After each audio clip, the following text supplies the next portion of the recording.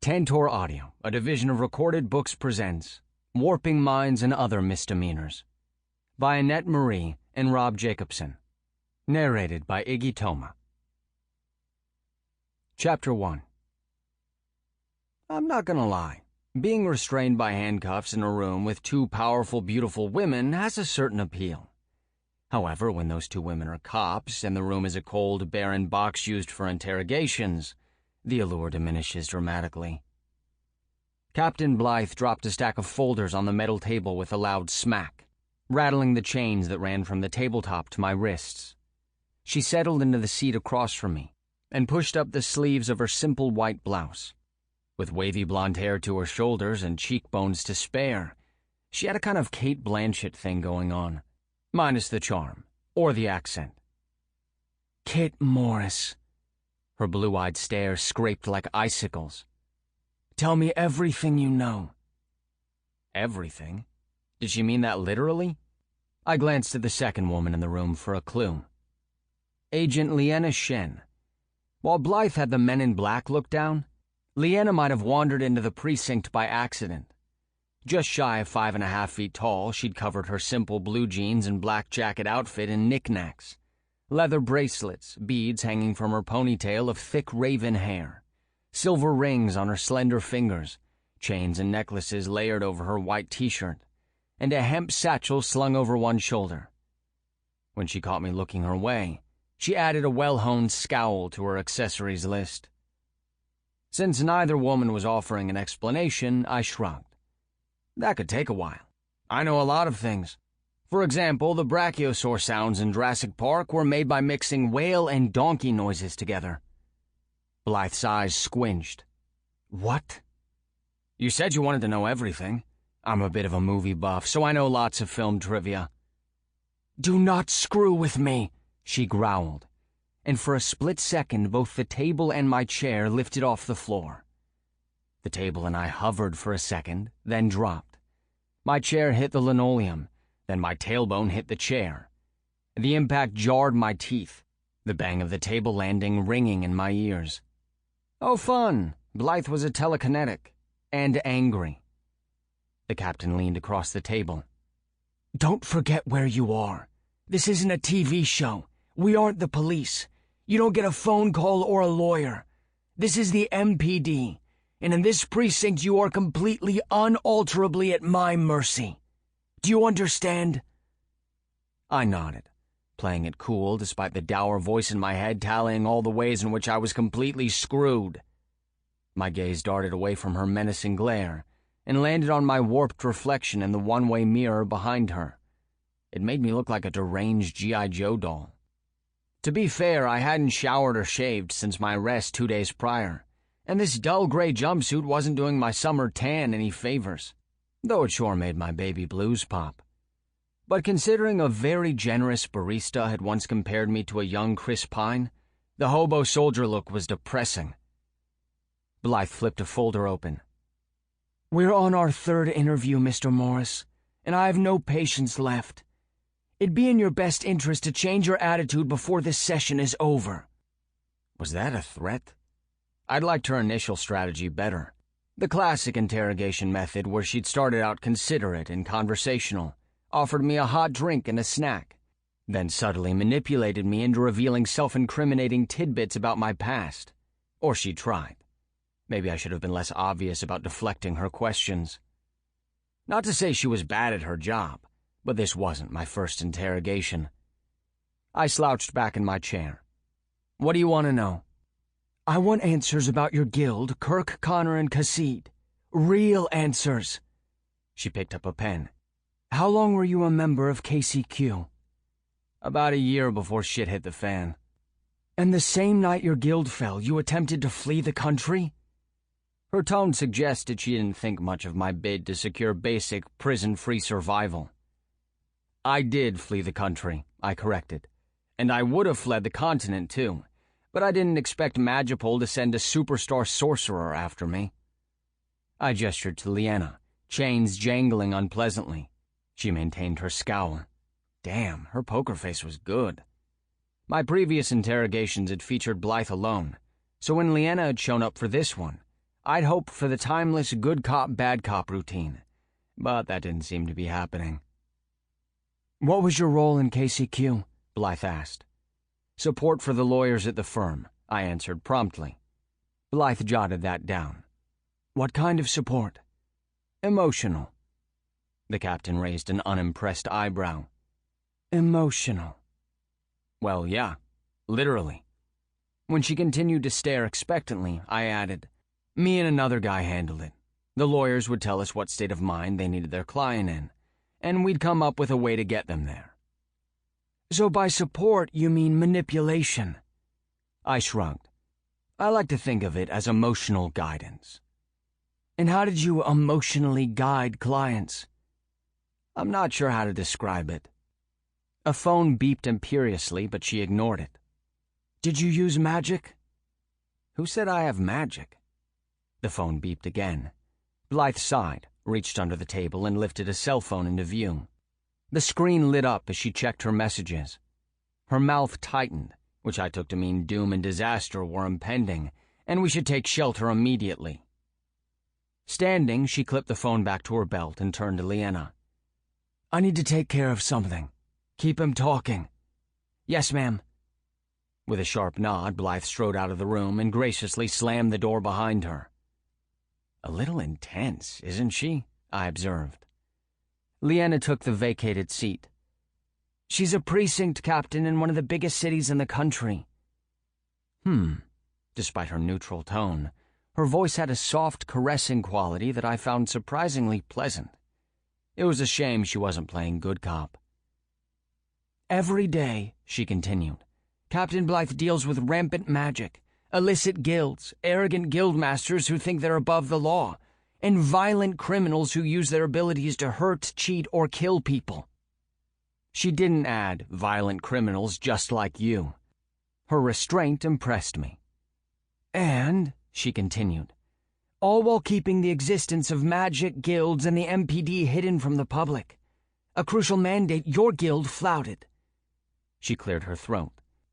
"But you were just an intern, weren't you, Kit? You were doing what you were told. You don't need to protect them."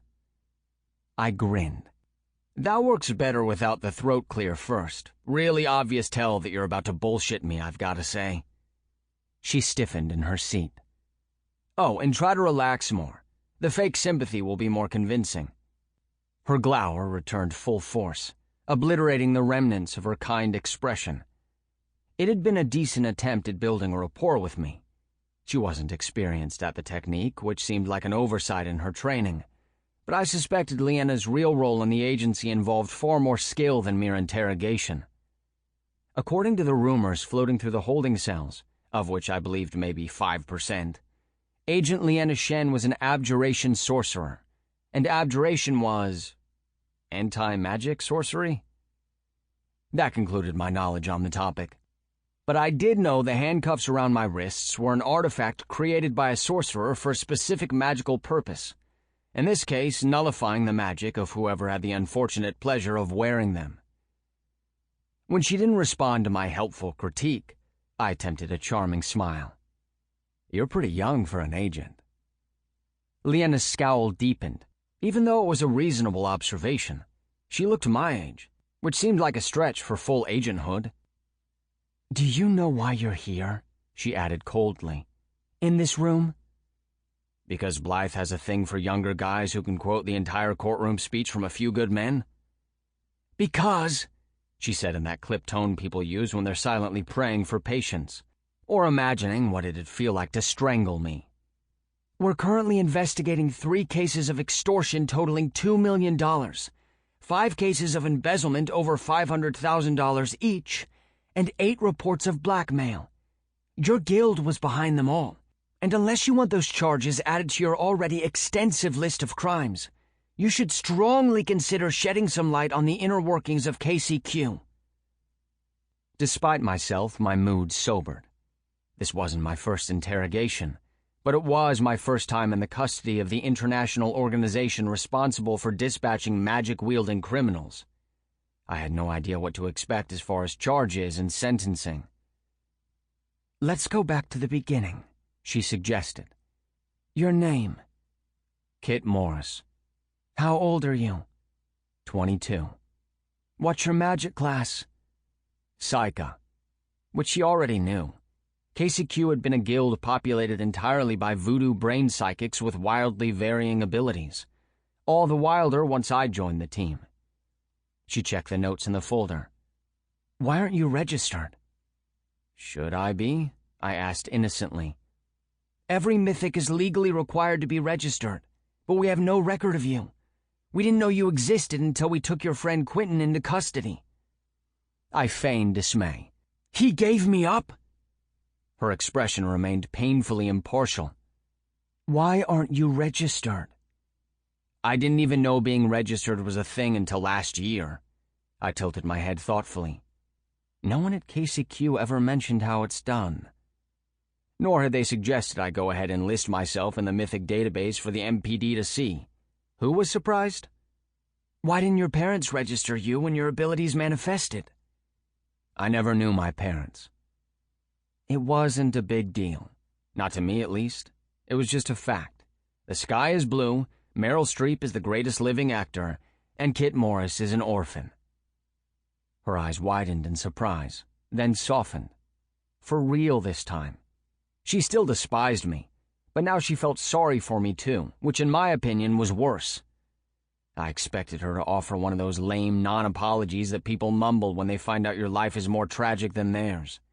But all she managed was a quiet, "Oh," before making a note in the folder. Probably something like, "Bad criminal because orphaned," with a sad face doodled beside it. She set the pen down and folded her hands together. Let's talk about your magic. When did you learn you were a mythic? Her question stalled me. Was she asking when I'd first realized I had a supernatural ability, or when I'd first learned mythic was the most common term for a magic user, and that it applied to me? Since my answer to the first was way less specific than the second, I went with that one. I always knew I was different, I guess. I realized early on I could do things that scared the people around me. What sort of things? Like I told your boss, it's difficult to describe. Try. Or, I drawled, giving her a wink, I could give you a demonstration. And her glare was back. Not a chance. I'm an overall likable guy, unless you're a soulless crumpet who loathes pop culture, in which case I'm your worst nightmare. But Leanna and I'd gotten off on the wrong foot. Our first flirtatious encounter had involved her tackling me to the floor 6 steps away from Gate 134 in the Los Angeles airport. If not for her Marshawn Lynch impersonation, I'd be tanning on a tropical beach. Instead, she'd arrested me, marched me onto a plane headed right back to Vancouver, and escorted me straight into Blythe's coldly welcoming arms. I gloomily jangled my cuffs again. Leanna poised her pen above the folder. Please describe your magic. A demonstration is really the only way. What if I promise to be good? You expect me to trust you? I nodded toward the satchel hanging off her shoulder. I'm sure you have plenty of fun and exciting toys in that bag to keep me in check if I misbehave. I'm not stupid, Kit, she snapped, that soft note I liked in her voice vanishing. Don't try to play me. Her tone rubbed me the wrong way. If you're so smart, why are you just an agent? Her brown eyes flashed. What did you say? They talk about you around here. An angry, mocking note seeped into my words. I've heard all about the hotshot agent who supposedly mastered abjuration sorcery. Supposedly? So I can't help but wonder, if you're so goddamn smart, why are you wasting your time chasing common crooks? My mocking sneer came out stronger on those last words. Antagonizing her would accomplish nothing. But for some reason, I was seriously pissed off, and I wanted to get some kind of reaction out of her. I am not wasting my time, she retorted furiously. I'm keeping the world safe from scumbags and lowlifes like you. My blood boiled, my temper rising faster than a toddler's blood sugar in a candy store, and Leanna's glower burned with answering rage. I had the sudden violent urge to lunge across the table and... Wait, what? I didn't hit women. In fact, I didn't usually hit men either. but brutal fury was building in my chest, making me vibrate. Leanna's fingers twitched into fists like she was fighting the urge to magically Hulk smash me. We were roughly 3 words away from an all-out brawl, which I would definitely lose being handcuffed to a table. But I wanted to fight anyway, and that wasn't normal.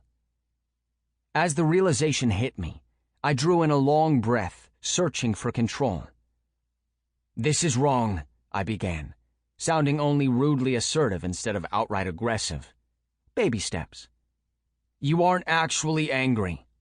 "Don't tell me!" "It isn't real," I accidentally shouted, my frustration ramping into blistering fury in an instant. I breathed deep again. "These aren't our emotions. They're—" An ear-splitting alarm erupted through the room. "Quentin's," I finished, the shrill blare drowning me out. Something hit the interrogation room door so hard the bang was audible over the alarm. Leanna leaped out of her chair. I launched up too, but chained to the table I had nowhere to go. Another thump, more powerful this time. The door shook. Leanna reached inside the hemp satchel she carried over her shoulder. The door exploded, and a fireball hurled toward my face. Chapter 2. You might think that when a fireball comes blazing toward your skull, your life would flash before your eyes. Mine didn't, and I was super okay with that. Now wasn't the time to relive my somber existence. An instant before the fireball incinerated my face, Leanna's voice rang out, and a bright blue barrier radiated across the room. The fiery orb of death burst against it, spraying liquid flames in every direction. Leanna clutched a wooden Rubik's Cube, which glowed with the same blue light as the barrier that had saved my ass, and my face. Through the mangled doorway lumbered a Dwayne Johnson-sized Neanderthal. He had to turn sideways to fit his massive shoulders crawling with fire through the frame. He looked less like the Human Torch and more like fiery lava was snaking down his arms. Thick liquid dripped off his fingers and hit the floor, where it ate into the dusty linoleum. Interesting. A fire mage? That was my best guess. He stalked into the room, accompanied by a leaping inferno and ribbons of smoking lava. Mindless fury twisted his face. Leanna lowered her cube, and the blue wall of safety disappeared. My first reaction was that this seemed like an inherently stupid thing to do, but before I could relay my feedback, she pulled a marble from her satchel, shouted an incantation I couldn't hear over the screaming alarm, and flung it at the intruder. The small sphere struck the man with a dull pulse. His fiery veins shrank and went out with a pitiful sizzle. Then his entire body relaxed, as though someone had shot him full of horse tranquilizer. He staggered back, bumped into the wall, and slid limply to the floor. Leanna retrieved a fresh pair of cuffs from her satchel and fastened them around his wrists. The whole thing, from exploding door to unconscious mage, had taken 10 seconds, adding more weight to the wilder rumors about Leanna's mastery of abjuration. The lady was good. Without a victory dance or even a fist pump, she picked up the marble, then pulled a set of keys from her satchel, which was beginning to seem like Mary Poppins' carpet bag.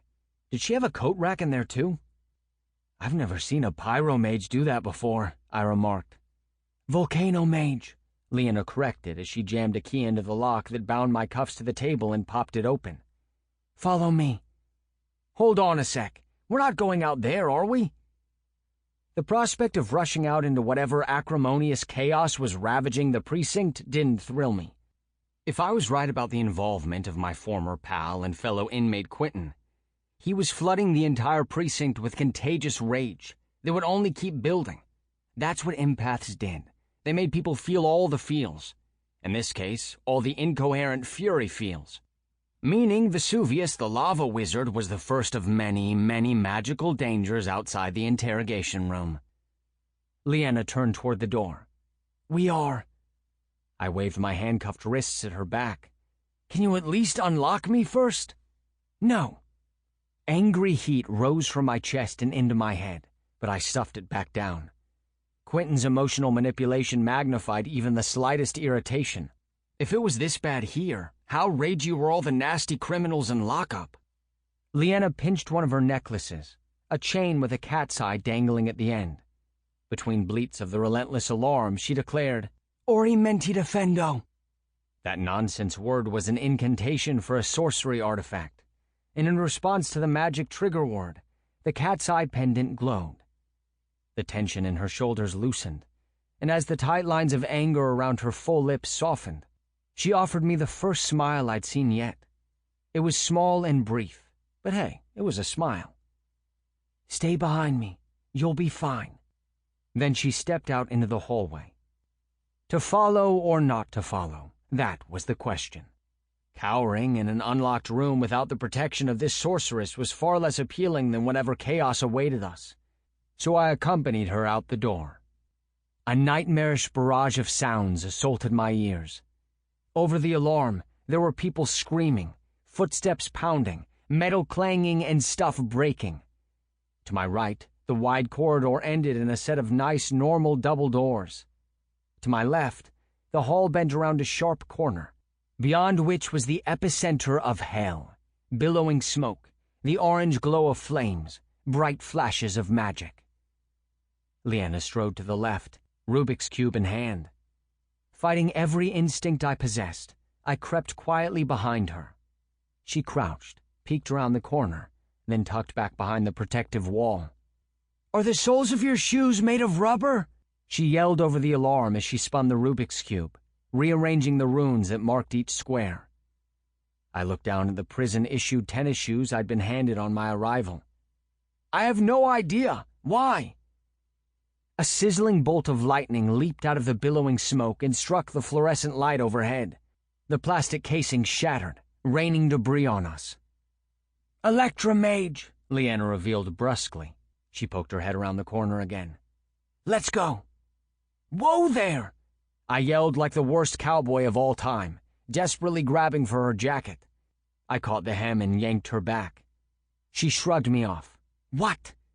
I can't go running out there like this. What do you want me to do?"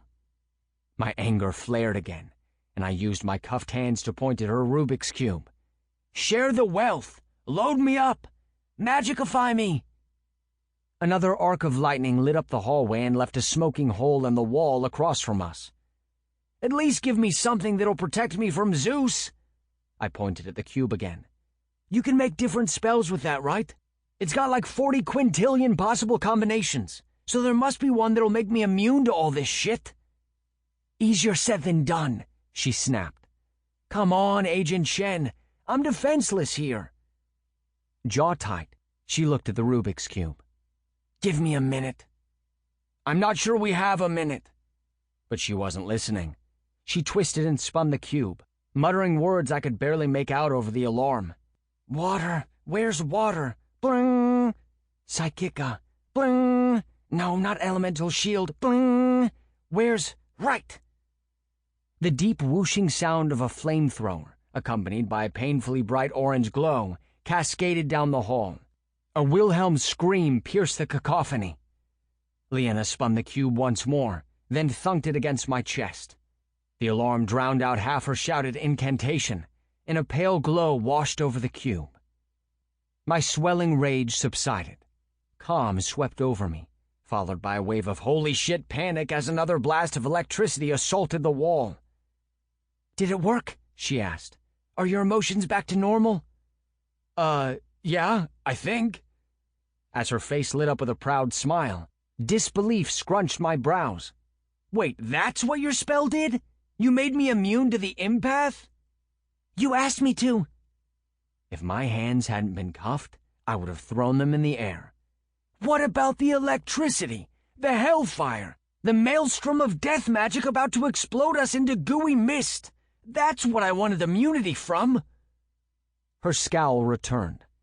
"Magic isn't that simple. At least you can think straight now. You should be thanking me." Yeah, sure. I'd thank her if I made it through this without being skewered by lightning. Rising to her full height and setting her feet, she faced the corridor from hell. "Just stick close to me." With that, she leaped behind the sheltering wall and sprinted into the melee. I took one step, then stopped. She was right. I could think straight again. and for some reason charging after her held no appeal. Instead, I inched to the corner and poked my head out. 2 yards away, she whipped another marble artifact at a woman lit up with crackling white electricity. The Electromage stumbled and fell backward, her power snuffed out, but she wasn't the only crazed mythic in the corridor. It looked like a WWE cage match on supernatural steroids. A dozen bodies in various stages of giving or taking an ass-whooping were tangled in a mass brawl. Some were criminals freed from their cells, while others were MPD agents and employees. An alchemist and a diviner, whom I'd last seen in the holding cell beside mine, were very non-magically punching the ever-loving shit out of each other. Nearby, a short, wiry man was waving his arms and yowling incoherently, and a whirlwind was forming in the middle of the hall. Dust and debris sucked into the growing tornado, the roar of wind rising above the shrieking alarm. Leanna gave her cube a twist and shouted another incantation. A wall of blue light swept outward, and the tornado died to nothing. But magic continued to flash and blast and flare and boom, while mythics flailed and bellowed and bled. She chucked a third marble at the arrow mage, and he pitched over backward. As she stooped to pick up the artifact, an angered-up MPD agent with a goatee kicked her in the side, sending her marble, and her Rubik's Cube sprawling. I leaned farther into the hall. Was I supposed to do something here? Run into the chaos with my cuffed hands and bellow creative but totally pointless threats at Leanna's assailants? The agent went for another kick, but Leanna rolled out of the way, sweeping his other leg out from under him, then elbowed him across the jaw when he hit the ground. She didn't just kick magical ass. She kicked literal ass too, and she looked good doing it. Well then, it sure seemed like Agent Shen had things perfectly under control, so my services were definitely not required. I couldn't help anyway, not with her fancy-dancy anti-magic cuffs around my wrists. I waited a few seconds more for her to reclaim her wooden spell cube before sliding back into the safe stretch of corridor. I awkwardly dusted off my jumpsuit, even more awkwardly ran a cuffed hand through my short brown hair, then strode away from the brawl. Looking back on my life, which I'd spent more often than not on the proverbial wrong side of the tracks, I hadn't developed a soft spot for law enforcement. As a general rule, people who became cops, detectives, and agents were also the types who delighted in wielding their power like a goddamn sledgehammer, and I didn't enjoy taking the hits. Not that I was fragile or anything. I wasn't a pane of glass here. More like a solid and reasonably handsome marble statue. You know, the type that would crack under a sledgehammer, but not straight up shatter. Anyway, the point is I don't trust cops, I don't like cops, and I'm confident those feelings are mutual. Same for MPD agents and their ilk. So, with only the mildest twinge of guilt, I waltzed toward freedom. Okay, waltz isn't quite the right word. I bolted like a desperate fool. Can you blame me? Bound wrists poised in front of me, I careened through the double doors, down another hall, and body-checked the push bar on a door conveniently marked with an exit sign and a staircase sign. Gotta love municipal safety regulations. Not even the mythic freaking police could ignore them. As I charged up the first flight of stairs, the alarm went silent. My ears rang with a phantom echo of the discord. Taking the steps 2 at a time, I considered that I was about to run into the streets wearing handcuffs and a gray jumpsuit. Problem for future me. Right now, present me's priority was getting the hell away from this place. I reached the first landing and glimpsed an open door, a bland carpeted hallway beyond it. In mid-step, my whole body lifted off the ground as though gravity had called it quits. I kicked like a drowning deep-sea diver, but it was no use. I was an untethered helium balloon in an empty stairwell. "Where do you think you're going?" Captain Blythe stepped into the open doorway, one hand stretched toward me. Her arm quivered from strain, but it didn't show on her face. Surprising, since a telekinetic's mental strength was limited by their physical strength. My 6-foot frame wasn't that lean, which meant Blythe was hella strong. She jerked her arm sideways. I flew into the wall, and the solid thwack shuddered through my bones. I slid down and landed on wobbly legs. "Was that necessary?" I moaned. Sample complete. Ready to continue?